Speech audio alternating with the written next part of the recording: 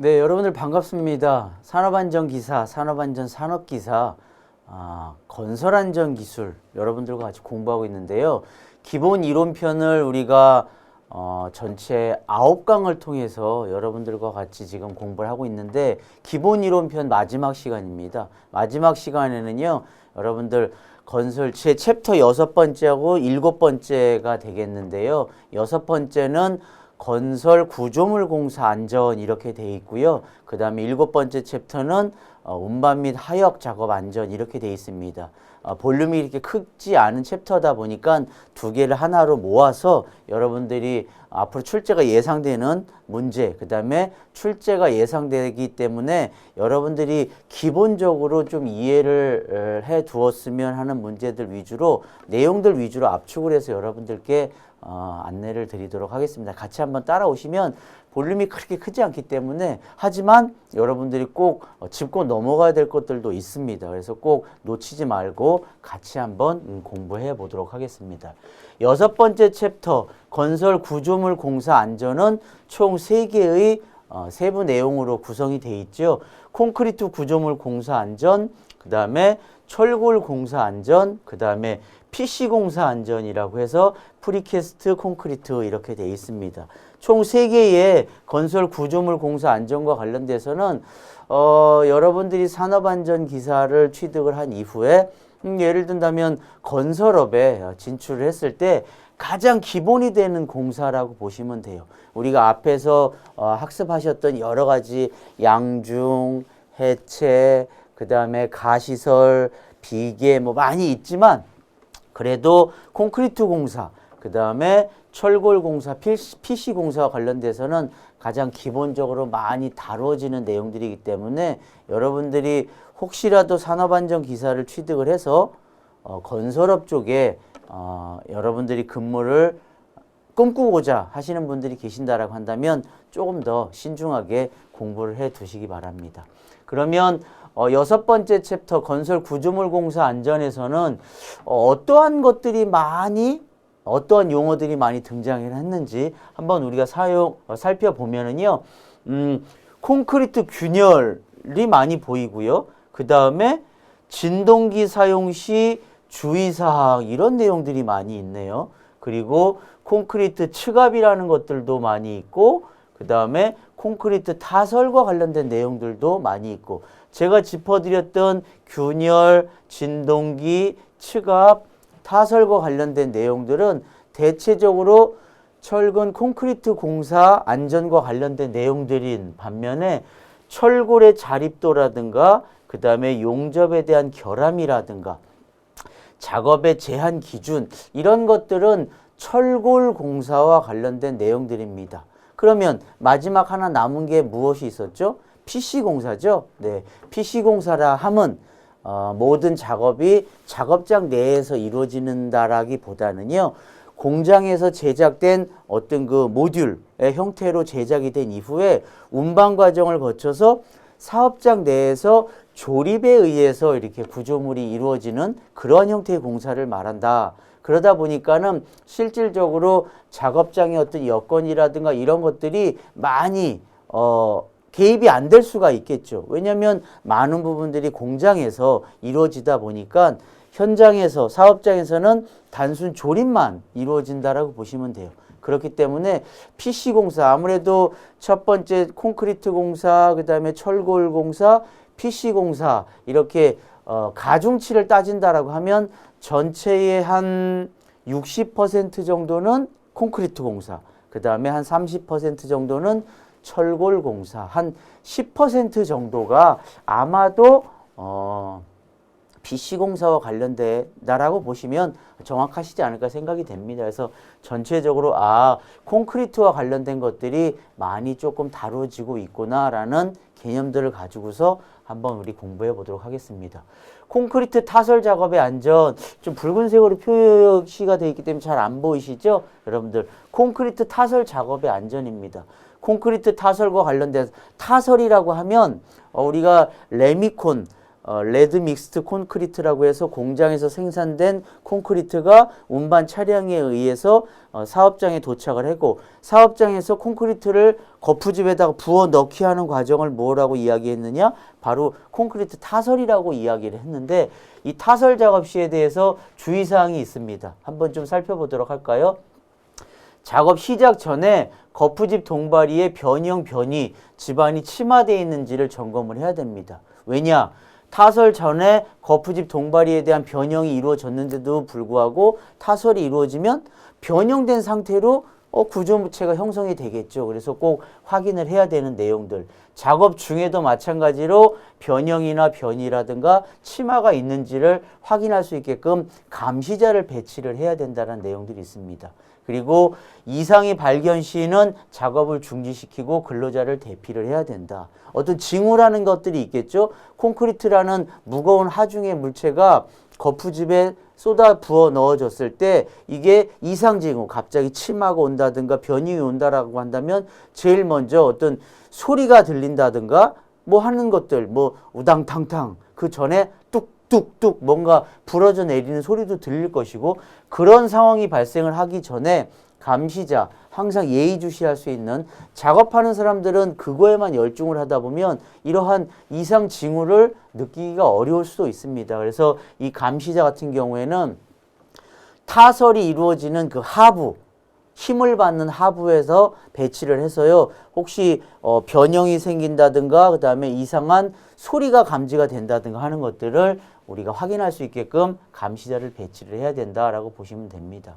거푸집 붕괴의 위험이 발생할 우려가 있으면 당연히 보강 조치, 그런 것들이 바로 이상 발견이라고 우리는 이야기를 할 수가 있을 것입니다.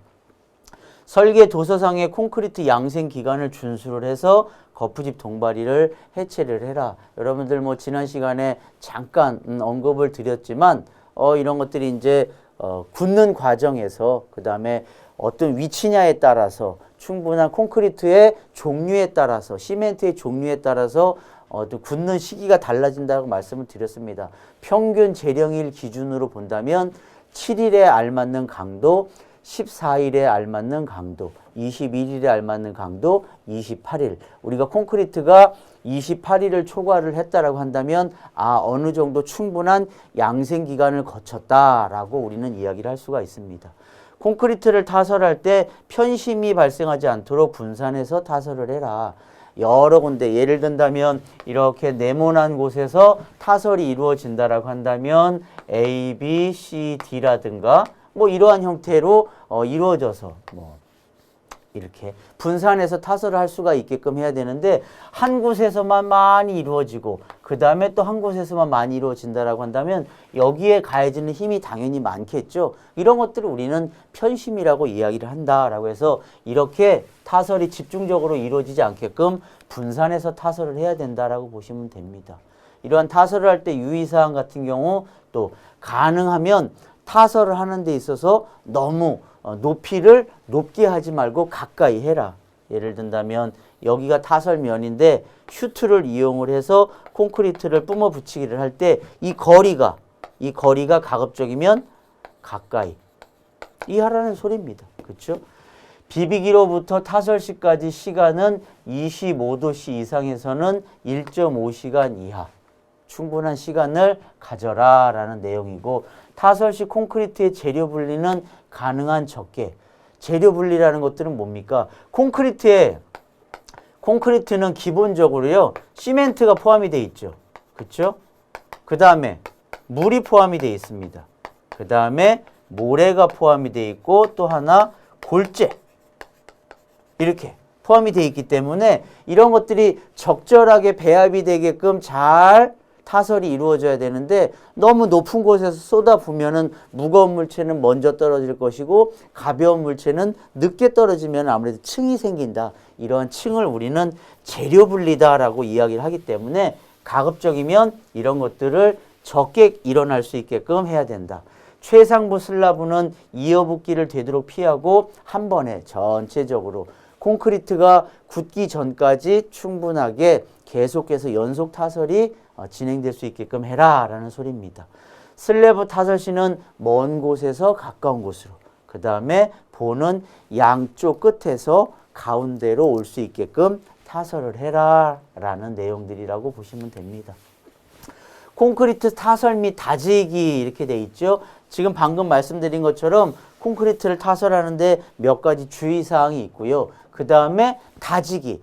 콘크리트가 타설된 이후에 평활하게 이렇게 퍼질 수 있게끔 하는 것들을 우리는 다짐 작업이라고 이야기를 하는데 그 다지기와 관련된 내용이다라고 볼 수가 있습니다. 타설을 하는 데 있어서 적당하게 이 배합 설계라는 것들은 시멘트, 물, 모래, 골재를 어떠한 형태로 섞느냐에 따라서 콘크리트가 갖게 되는 강도가 달라질 것이고요. 어떠한 종류의 시멘트를 쓰고 어떠한 모래를 쓰고 어떠한 골재의 크기를 쓰느냐에 따라서 당연히 그 성질은 달라집니다. 그런 것들을 최적의 우리가 목적하는 구조물을 최적화할 수 있게끔 만드는 게 바로 배합 설계라고 한다. 현장에서 요구되는 작업에 적합한 콘크리트 성질 이런 것들을 갖는 콘크리트를 만들기 위해서 여러 가지 재료에 대한 비율을 최적화된 비율을 찾아내는 것들이다. 그런 것들을 언제 하느냐? 사전에 하는 작업을 우리는 배합 설계다라고 합니다. 그래서 재령일 기준, 우리가 콘크리트가 굳었을 때 28일을 기준으로 했을 때 가장 강력한 콘크리트의 강도를 가질 수 있게끔 설계를 해야 될 것이고 배합 강도라고 하면은요.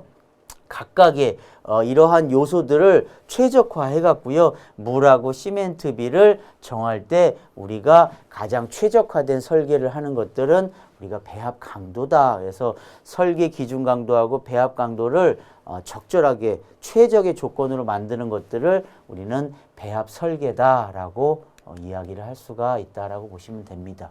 이렇게 만들어진 콘크리트는요, 그냥 최적의 배합 설계가 돼 있기 때문에 최적의 조건이 만들어질 것이야? 아닙니다. 최적의 조건은 만들어졌어도 이런 것들이 그 이후에 다지기까지 이어졌을 때 최적의 콘크리트 강도를 갖게 되는 것들이기 때문에 우리는 다짐을 할 때도 몇 가지 방법이 있고 다짐을 하는 데 있어서도 진동기를 사용할 때 최적의 방법을 찾아야 될 것이다. 우리가 다지는 방법들은요. 진동기, 기계적인 힘을 빌려서 진동을 발생을 해서 여러분들 등 같은데 부모님들이 어깨가 뻐근하다 해서 진동기 갖다가 대시죠. 그런 거랑 같은 원리라고 보시면 됩니다. 콘크리트도 물하고 시멘트하고 골재하고 모래가 잘 섞일 수 있게끔 진동을 준다면 잘 흔들림에 의해서 배합이 되는데 이런 것들이 기계에 의해서 다지는 방법을 우리는 진동 다짐이라고 하고 그 다음에 거푸집 다짐이라고 하면 우리가 위에서 콘크리트 타설이 이루어지면 쿵쿵쿵쿵 나무 막대를 가지고서 벽을 쳐준다라고 한다면 아무래도 좀 골고루 퍼지겠죠. 이런 것들을 우리는 거푸집 다짐이라고 한다. 근데 실질적으로 거푸집 다짐은 많이 활용되지는 않고요. 진동 다짐의 보조 수단으로 사용된다라고 보시면 됩니다.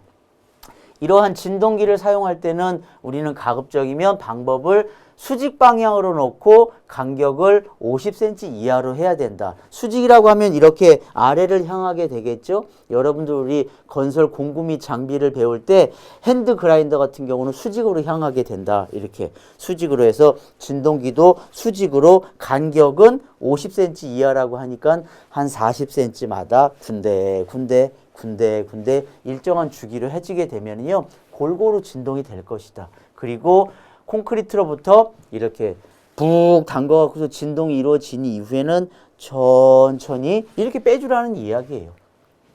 2층 이상으로 타설되는 콘크리트에서 진동 다지기를 할 때는 하층의 콘크리트 속으로 찔러서 넣기를 너무 밑에다 찢는 것들이 아니라 중간쯤에서 이렇게 진동을 주어서 천천히 빼야 된다라는 내용들이고 다짐봉을 콘크리트를 이송하는 수단으로 사용하는 것은 안 된다.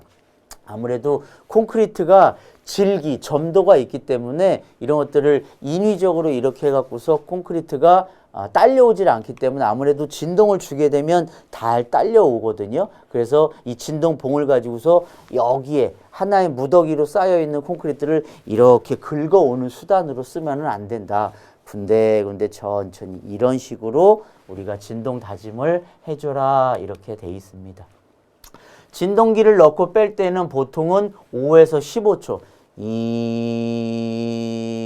이런 식으로. 그 다음에 너무 오랜 동안 한다고 해서 좋은 거는 아니다. 왜? 재료 분리가 되기 때문에. 한 대의 다진봉 용량을 감안해서 대수를 결정해라. 너무 넓은 면적에서 한 대만 갖고서 한다라기보다는 넓은 면적이라고 한다면 보통 5에서 15초 정도를 우리가 한다라고 가정을 했을 때 우리가 골고루 퍼질 수 있는 그러한 진동기를 선정을 해야 된다라고 볼 수가 있다. 다진봉이 배근된 철근이나 거푸집 이런 매설물에 접촉하지 않도록 해라. 너무 깊이 넣게 되면은 콘크리트가 아니라 철근에 닿게 되면은 철근이 흔들리겠죠. 철근이 흔들린다는 것들은 무엇이냐? 바로 우리가 결속해놓은 철근에 대한 간격이 달라지기 때문에 이런 것들은 가급적이면 주변의 지작물하고 대이면 안 된다는 소리입니다.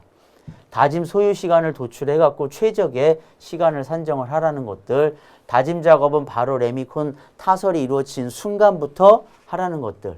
그 다음에 다짐봉이 철근에 직접 진동을 주지 않도록 하라는 것들. 바로 그런 것들이에요. 간격이 흔들려지기 때문에. 아시겠죠? 그래서 이러한 다짐의 효과는 공극, 중간중간에 공기가 담겨져 있는 공기층을 최소화해 준다든가 철근하고의 부착력을 증대를 시켜준다든가 콘크리트의 내구성을 증대를 해주는 그러한 효과가 있다라고 볼 수가 있습니다. 에듀윌 유료 회원만의 특별한 서비스.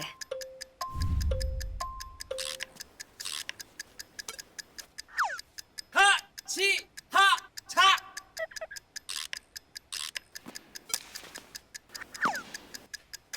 하치하차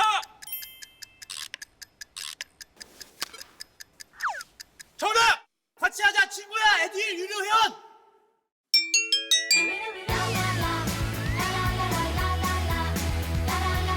친구 소개하고 현금 받는 혜택. 오직 에듀윌 유료 회원에게만. 에듀윌. 블리딩 레이턴스 크게 간혹 출제가 되긴 하지만 여기에서 산업안전 기사에서 조금 많이 다루어진다라기보다는요 건설안전 기사에서 많이 다루어지기 때문에 블리딩이 무엇이냐 그 다음에 레이턴스가 무엇이냐 정도만 이해를 하시면 될 것 같아요. 블리딩이란 콘크리트 타설할 때 무거운 골재나 시멘트는 침하하고 물이나 미세한 물질이 상승해서 콘크리트 표면에 떠오르는 현상. 우리가 이렇게 네모 박스에다가 콘크리트를 친다라고 할 때, 그렇죠? 가장 무거운 것들이 무엇이겠습니까? 골재. 그 다음에 위에 예를 든다면 또 모래가 이렇게 층 분리가 되면은 안 되지만 예를 든다면 그 위에 이제 물하고 미세한 미립자들, 시멘트 미립자들 이 안에는 이미 시멘트하고 막 섞여 있는데 이 표면에 이렇게 아무래도 물하고 표면에 떠 있는 세부 미립자 이런 것들을 우리는 이 현상 자체를 뭐라고 하느냐? 네, 이렇게 블리딩이다 이렇게 이야기합니다. 그렇죠? 이런 것들을 예방하기 위해서는요. 분말이 높은 시멘트를 사용해서 잘 섞이게끔 하고 그 다음에 유해물들의 함량을 감소가 되면 아무래도 떠오르는 것들을 덜 할 수 있게끔 그 다음에 이런 혼화 재료를 사용해서요 잘 섞이게끔 한다면 아무래도 위에 표면에 떠오르는 것들이 최소화가 되겠죠. 이런 것들을 하기 위해서는 타설 높이를 높은 곳에서 막 쏟아붓는 것들보다는 가까이서 하면은 이 낙차에 의해서 분리가 되는 것들을 최소화할 수 있다. 그래서 적정한 타설 속도를 유지하고 너무 많은 다짐을 하게 되면 재료 분리가 되니까 그런 것들을 최소화해라 라는 내용들이다. 이러한 현상을 우리는 블리딩이다. 그래서 레이턴스는 무엇이냐? 이러한 현상, 블리딩이라는 현상에 의해서 표면에 떠올라서 침전한 물질 자체를 우리는 레이턴스다라고 하고 떠오르는 현상을 블리딩이다. 그렇기 때문에 어떠한 대책이라든가 이런 것들은 유사하다라고 보시면 돼요. 그래서 현상 자체를 블리딩이라고 한다면 그 물질을 칭하는 명칭을 레이턴스라고 이야기를 한다. 상관관계가 있겠죠? 네, 그렇게 이해를 하시면 될 것 같습니다. 우리가 콘크리트 구조물 공사를 하는 데 있어서 또 콘크리트 양생, 아까 타설을 하고 다짐을 하고 마지막 단계, 바로 굳히는 단계라고 보시면 됩니다. 붙이는 단계에 있어서도요, 몇 가지 종류가 있는데 습윤 양생, 너무 건조한 콘크리트가 양생, 말라가는 과정에서 열이 발생이 되고 이 열에 의해서 건조가 너무 건조해지기 때문에요. 이런 것들을 최소화하기 위해서 물을, 그 다음에 습기, 이런 것들을 이용을 해서 우리가 양생하는 것들을 습윤 양생이다. 고압 증기 양생이다. 그러면 증기를 쏘이는 거예요. 수증기를 이용을 해서. 고압 증기를 이용을 해서 양생하는 방법. 그 다음에 피막 양생이라고 해서 콘크리트 표면에다가 어떤 양생제를 도포를 해서 수분 증발을 막아주는 것들을 피막 양생이라고 하고, 전열 양생, 열선을 이용을 해서 콘크리트가 너무 추울 때 얼지 않게끔 해서 하는 양생을 전열 양생, 온도 제어 양생이라고 해서 수하열에 의해서 온도 균열을 제어하기 위한 것으로 서중 콘크리트, 메스 콘크리트에 이용을 한다. 너무 더운 날씨에 우리가 콘크리트를 타설을 하게 되면은 수분 증발이 급격하게 일어나겠죠. 그러면은 건조해서 또 균열이 발생이 되고, 이런 것들을 온도를 적정하게 유지해 주는 것들, 몇 개의 양생의 종류가 있다라고 보시면 됩니다. 콘크리트 구조물 내구성의 저하, 이 말씀은 무엇이냐? 콘크리트가 최적화된 어떤 그 구조물을 형성하지 못하고 수명을 약해지는 현상이라든가, 그 다음에 강도가 취약해지는 현상이라든가, 이런 것들이라고 보시면 돼요. 그 첫 번째 중에 콘크리트가 중성화가 된다라는 것들이 있는데, 이런 것들은 뭐냐면은 이 콘크리트가 공기 중에 어떤 작용에 의해서 알카리성을 잃어가는 현상, 콘크리트 자체가 알카리 성분에 의해서 만들어지는 성분인데, 이런 것들이 알카리성을 잃어가는 현상이라고 한다면 산성화된다라고 볼 수가 있겠죠. 그래서 이렇게 콘크리트가 자기의 갖고 있는 고유의 성분을 잃어가고 산성화되는 것들, 뭐냐면 공기하고 어떤 맞닥뜨리는 여러 가지 작용에 의해서 우리가 알카리, 자기가 갖고 있는 성분을 잃어가는 것들을 우리는 중성화다, 이렇게 이야기를 합니다. 크게 의미는 없고요. 이렇게 여러 가지 반응에 의해서 우리가 자기의 갖고 있는 성질을 잃어가는 현상, 이런 것들을 중성화다. 알카리 골재 반응이다, 또 이런 이야기도 있을 텐데, 골재 중에 반응성 광물과 시멘트의 수화 반응 중에 일으키는 알카리 성분과 결합해서요, 화학 반응으로 콘크리트가 팽창하는 현상, 이렇게 부풀어 오르는 현상. 그러면은 자기 성질을 견디다 못해서 막 부풀어 오른다라고 한다면 균열이 발생을 하겠죠. 대체적으로 구조물에 대한 내구성이 저하되는 가장 큰 원인, 우리가 콘크리트가 중성화가 되고 부식이 됐다라고 이야기를 하죠. 부식이 되고 골재 반응에 의해서 이렇게 팽창하고 하는 것들은 어떠한 것들을 유발하느냐? 바로 균열을 일으킨다. 바로 그 콘크리트가, 여러분들 벽에 금이 갔다라는 것들이 아시죠? 바로 그런 것들이 몇 가지 반응에 의해서 내구성이 저하가 됐다. 이렇게 연관관계를 가지면 맞다라고 보시면 됩니다.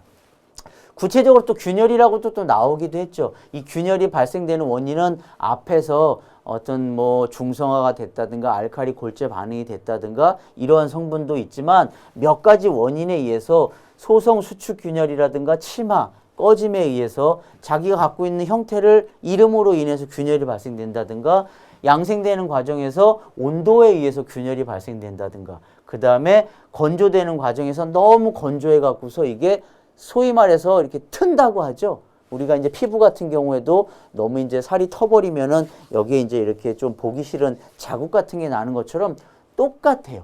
이 콘크리트도 양생, 굳어가는 과정 안에서, 그 다음에 자기 성분을 잃어가는 과정 안에서 너무 건조해도 균열이 생기고, 너무 뜨거워도 이 균열이 생기고, 그 다음에 자기가 갖고 있는 형태를 잃어버려도, 이런 것들은 어떠한 상태에 거푸집 동바리가 자기의 어떤 역할을 못했을 때 거푸집이 침하가 된다든가, 동바리가 위치가 불량한다든가, 이런 형태에도 바로 이렇게 균열이 발생을 할 수가 있습니다. 그래서 우리가 철근 콘크리트라고 하면 콘크리트만 잘 돼서 되는 것들이 아니라 거푸집하고 동바리하고 다 철근하고 상관관계가 있다라고 보시면 돼요. 그리고 이런 것들이 굳어가는 양생하는 과정에서도 온도에 의해서 치마에 의해서 수축에 의해서 앞에서 말씀드린 중성화 작용에 의해서 알칼리 골재 반응에 의해서 우리가 콘크리트가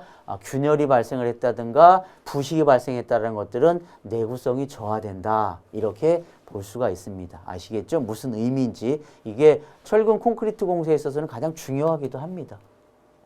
콘크리트 크리프. 일정한 크기의 하중이 지속적으로 작용을 할 때 하중의 증가가 없어도 시간이 경과함에 따라 콘크리트의 변형이 증가하는 현상. 일종의 한 번 이렇게 어느 지점에 이르렀을 때 제어를 시키려고 해도 계속해서 증가하는 현상. 이런 거라고 보시면 돼요. 그래서 이게 하중이 작용하지 않는데도 불구하고요. 콘크리트가 점점 변형을 하는 뭐 여러 가지 원인에 의해서 발생을 하긴 하지만 물시멘트 비가 크다든가 재령이 짧을수록 무슨 말이냐면은 굳은 시간이 얼마 안 됐을 경우에 점점 굳어가는 과정에서 이게 우리가 원치 않은 방향으로 굳어간다라는 것들이죠. 온도가 너무 높고 습도가 낮는다거나 그 다음에 너무 이게 치수가 작다거나 그 다음에 주변에서 작용하는 힘이 크다거나 라는 것들. 증가 요인 간혹 뭐 출제가 되긴 하지만 출제 빈도가 높지 않은 것들 이러한 원인에서 우리가 이렇게 발생되는 현상을 우리는 클리프다 이렇게 물시멘트가 크고 온도가 높고 습도가 낮았을 때 이렇게 콘크리트의 변형이 증가하는 현상을 무엇이라고 하는가 콘크리트 클리프다 요 정도 선에서 이해를 해 두시면 좋을 것 같습니다. 슬럼프 테스트 여러분들 글씨 잘 보이시나요? 예, 붉은색으로 슬럼프 테스트라고 되어 있습니다. 교재에도 있는 내용들 참고하시면 되고요. 슬럼프 테스트라고 하면 우리가 콘크리트가 굳어가는 과정 안에서 재령을 예측을 할 때 콘크리트 콘에 의해서 유동성 측정 시험 방법으로 가장 일반적으로 사용한다. 콘크리트 자체, 타설에는 구조물 자체를 우리가 잘란다든가 그 다음에 직접적으로 시험을 할 수가 없기 때문에 똑같은 상황에 있는 것들을 샘플을 채취를 해서 이 샘플을 가지고 강도를 측정한다든가 했을 때 지금 우리가 타설해놓은 구조물이 이 정도의 강도가 확보가 되고 있구나 라는 것들을 이야기한다라고 보시면 됩니다. 수밀 평판으로 수평으로 설치하고 슬럼프 콘에다가 우리가 이제 콘크리트 부어 넣은 다음에 우리가 3분의 1씩 3층으로 천천히 나누어서 25번을 다지고 이런 것들을 천천히 들어 올렸을 때 얼마만큼 이런 콘크리트가 주저앉느냐라는 것들을 측정하는 시험, 그 슬럼프 값을 우리는 슬럼프 테스트다, 슬럼프 시험이다 이렇게 이해를 하시면 될 것 같습니다. 워커빌리티 측정 방법 뭐 이것도 크게 중요하진 않고요.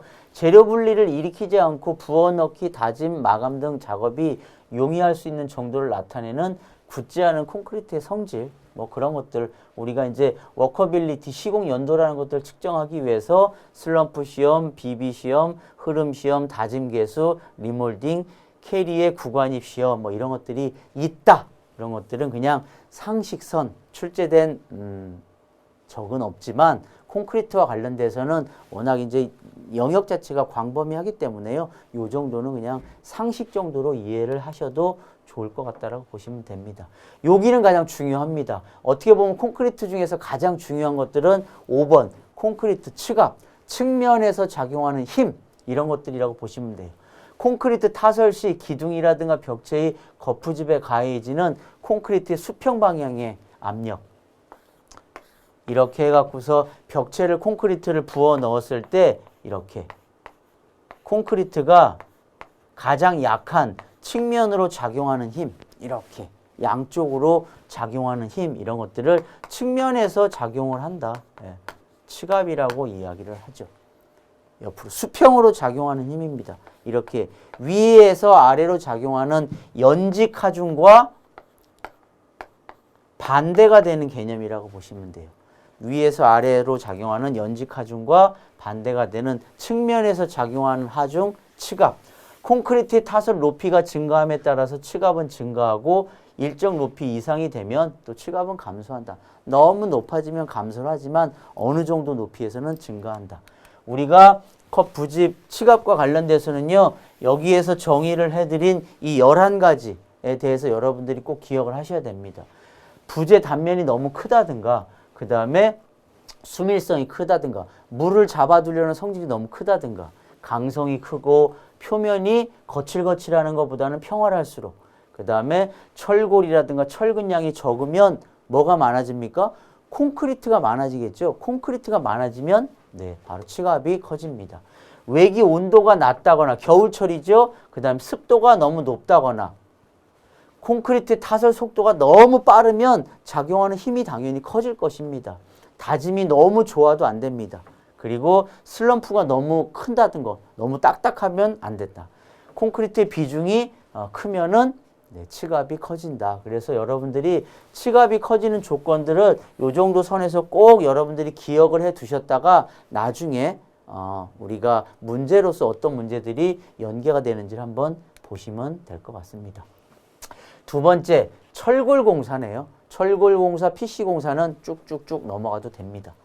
공사 전에 검토사항들, 우리가 철골공사라 하면 사전에 공작도라고 해서 어떻게 만들 것인지에 대한 계획이라고 보시면 돼요. 계획과 관련돼서는 어디다가 브래킷을 설치할 것이냐, 어떻게다가 올라가는 승강용 트랩을 만들 것이냐, 어디다가 구명용 루프를 걸 것이고, 난간은 뭘로 할 것이고, 그 다음에 난간대 설치를 하기 위한 고리는 무엇으로 할 것이냐, 낙방이라든가 방호 선반이라든가 비계라든가 양중기를 설치를 할 때 보강대에 대한 재료는 무엇으로 할 것이냐, 사전에 계획을 수립할 때 포함돼야 될 내용들이 무엇이냐라는 내용들이라고 보시면 됩니다.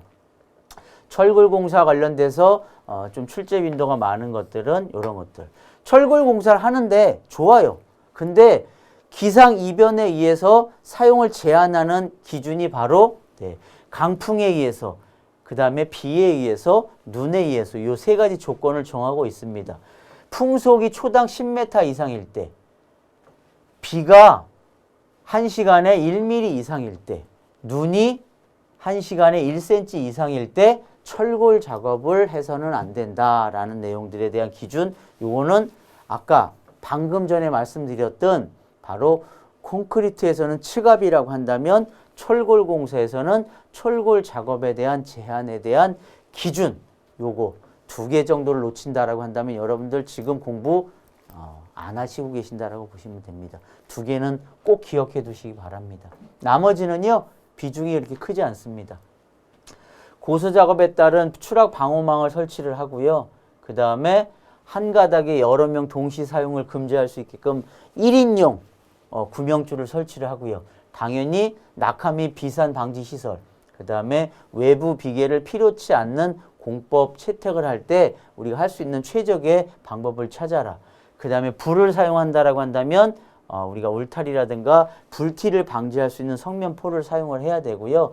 그 다음 10m 간격마다 낙하 비례 방지 시설, 그 다음에 오르락 내리락 할 수 있는 승강 설비를 설치하는데 그 승강용 설치 트랩은요 16mm 이상의 30cm 간격으로, 간격 30cm 이상의 폭으로서 설치를 해라. 기본적으로 우리가 알아두시면 좋을 만한 내용들.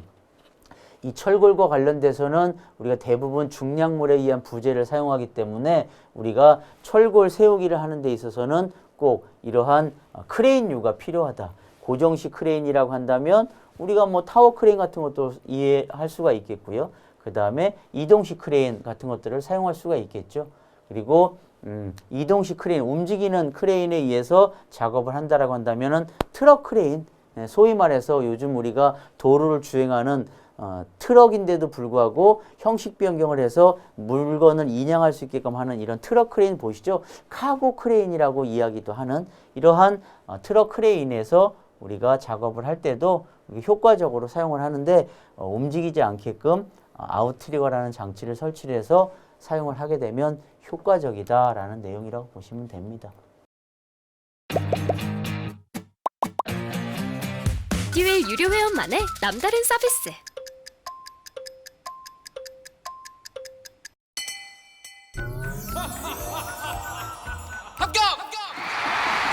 합격하고 돈도 받는 혜택. 오직 에듀윌 유료 회원에게만. 에듀윌. 우리도 함께! 크롤러 크레인, 유압 크레인 우리가 뭐 다 건설 공구 및 장비 특히 양중 및 해체 공사 안전에서 한번 다루었던 내용들이기 때문에 그냥 상식선에서 알아두면 되고요.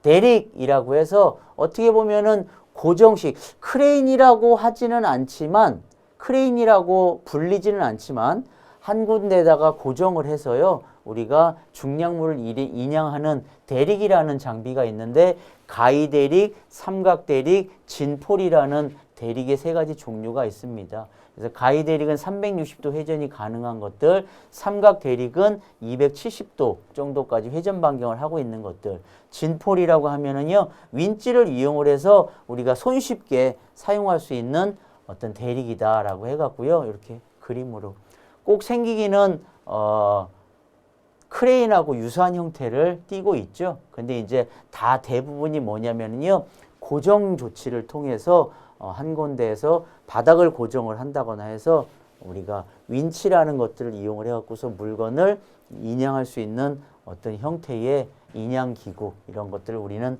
대릭이라고 하는데 가위 대릭, 삼각 대릭, 진폴이라는 형태가 있더라 정도만 이해를 하시면 될 것 같습니다.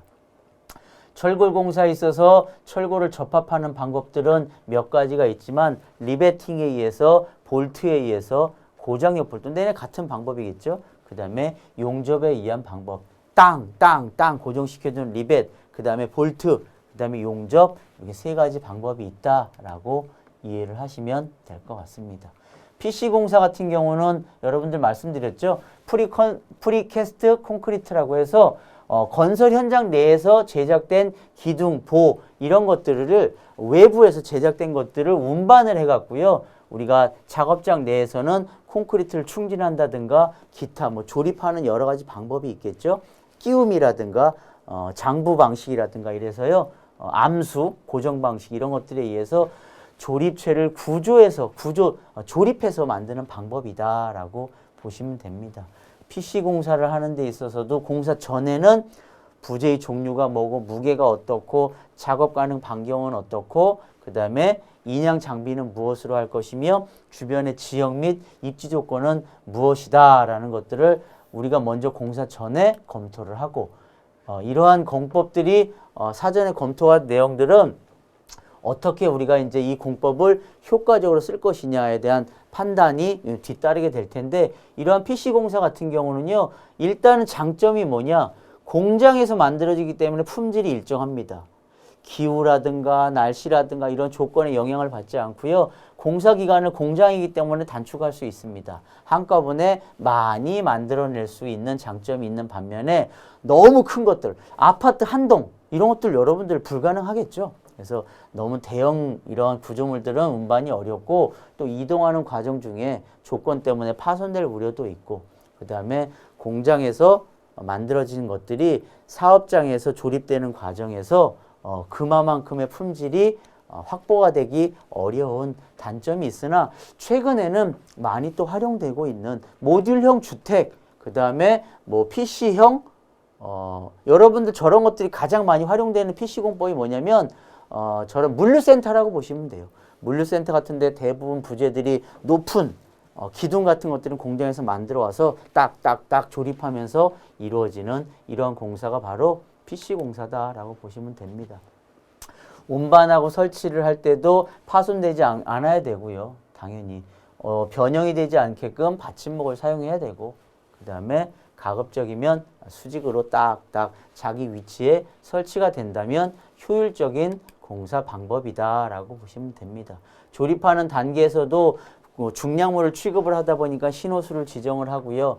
개인보호를 착용을 하고 그 다음에 기타 적재하중을 초과하지 않는지 아까 진폴이라든가 가위 대리라든가 크레인이라든가 이런 것들에 의해서 우리가 운반을 하고 철골 공사 마찬가지로 하중을 초과를 해서는 안 되겠죠. 주변에 방호관이 있어도 안 될 것이고 근접해 있다라고 한다면 방호 시설을 해야 될 것이고 크레인에 대한 침하 방지 조치를 하기 위해서 바닥을 단단하게 다져야 된다라고 되어 있습니다.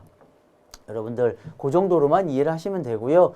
기억하셔야 될 것들은 철근 콘크리트 공사에 있어서는 측압, 그 다음에 철골에 있어서는 기후 영향에 따른 작업 제한에 대한 조건들 꼭 기억해 두시기 바랍니다.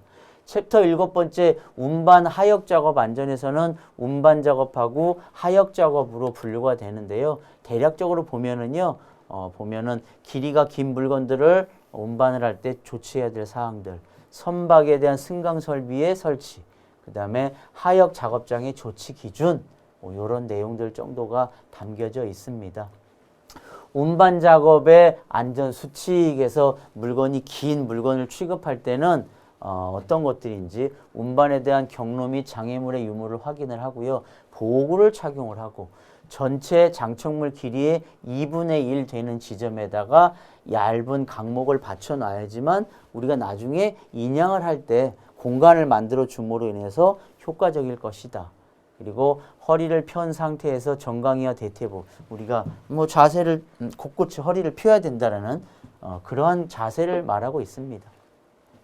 다리 사이 한쪽 다리를 구부려 허벅지에 대서 받침대로, 뭐 여러분들 이렇게 뭐 예를 든다면 저런 것들이라고 보시면 돼요. 여러분들 친구들하고 한번 어렸을 때 씨름 같은 것들 할 때 등치 큰 친구를 확 넘기기 위해서는 딱 가랑이 사이에다가 내 다리를 딱 넣고서 딱 이렇게 매지기 뭐 이런 것들 하지 않습니까? 그런 것들을 이야기를 하는 것 같습니다. 대상물의 중심에 대칭을 잡고 다리 힘으로 선다. 그래서 꼿꼿이 우리가 중량물을 운반을 할 때 하나의 자세에 대해서 이야기를 해주고요. 이렇게 운반 취급을 할 때 갖춰야 될 3가지 조건. 가급적이면 거리를 단축시키고요. 그 다음에 가급적이면 기계화하고, 그 다음에 가급적이면 손이 닿지 않게끔 하고 하는 것들이 최적의 운반의 3가지 조건이다. 또 5가지 지켜야 될 원칙이 있다라고 합니다. 직선 운반을 하고요. 가급적이면 연속적으로 하고, 가급적이면 집중해서 하고, 그 다음에 생산을 최고로 하는 운반을 할 것.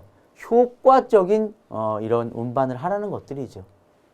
최대한의 시간과 경비를 절약할 수 있는 운반 방법을 고려를 할 것. 직선, 연속 운반, 운반에 대한 집중화 이런 것들이 수반이 된다면 기본적으로 이런 것들은 따라오리라 판단이 됩니다. 그렇죠? 인력 운반을 하는 데 있어서도 뭐 사람이 불가피하게 운반을 해야 된다라고 한다면 운반 작업은 가급적이면 제일 줄여서 사람이 하는 것들은 빈도, 횟수, 거리, 그 다음에 최단 거리를 이용을 해라. 그리고 무거운 물건은 절대 혼자 하지 말고 공동 작업이라든가 기계를 이용을 하고, 그 다음에 위로 들어 올릴 때는 팔과 무릎을 이용을 해서 가급적이면 허리는 꾸부정하게 하는 것들이 아니라 곧게 펴서 최적의 인양을 할 수 있게끔 해야 된다. 긴 물건을 앞쪽에 올려서 모서리 등에 충돌되지 않게 굴려서 운반하는 것을 금지를 해라. 사람이 이렇게 있고요. 긴 물건을 운반을 한다면 이렇게 어깨 매기에 의해서 앞쪽이 높고 그 다음에 아래쪽이 낮게끔 이렇게 해서 운반을 해라. 라는 것들 뭐 기본적으로 여러분들 이런 것들은 우리가 학문적으로 공부를 하지 않아도 상식선에서 알만한 내용들. 그림에서 잘 보이지 않는 것들은요. 여러분들 요거는 교재를 좀 참고하는 게 좋을 것 같습니다. 각각의 운반 자세의 종류와 신체에 걸리는 부하와 관련돼서도 어떻게 우리가 머리 위로 올렸을 때는 어떻게 해야 되는 것이냐. 시험과 관련이 있다라기보다는요. 참고 삼아서 이런 것들은 인간공학적인 문제이기 때문에요. 여러분들이 그냥 참고 삼아서 알아도 좋을 것이다. 중량물 취급, 운반하는 데 있어서는요. 몇 가지 취급 안전에 대한 기준들. 화물의 무게가 100kg 이상일 때 싣기 내리기 작업할 때 작업 지휘자를 배치를 해야 될 내용들이 몇 가지가 있죠. 네, 관련된 내용들. 2명 이상의 근로자가 취급 또는 운반하는 경우에는 꼭 신호에 의해서 작업이 이루어져야 된다라고 정의를 하고 있습니다.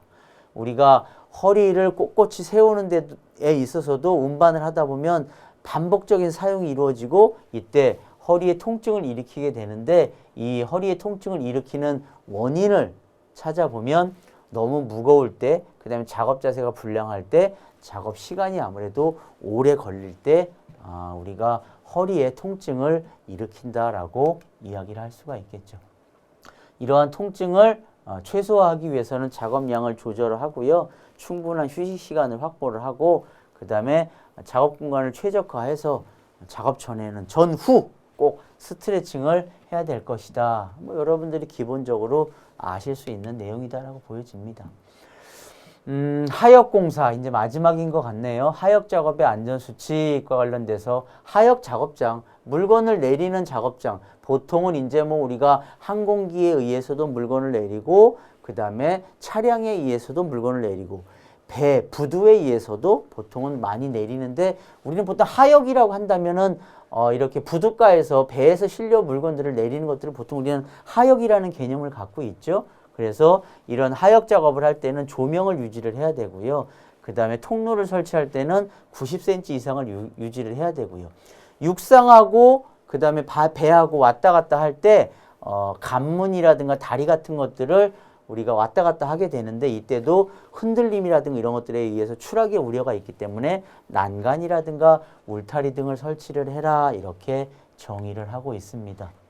이러한 하역 작업을 하는 데 있어서도 안전수칙이 몇 가지가 간혹 출제가 됩니다. 통행 설비의 설치, 선착 밑바닥의 깊이가 가판에서부터 1.5m를 초과를 할 때는요. 작업 종사자들이 안전하게 통행할 수 있는 설비를 설치를 해라. 위아래 오르락내리락 이동 설비를 설치하라는 것들이죠.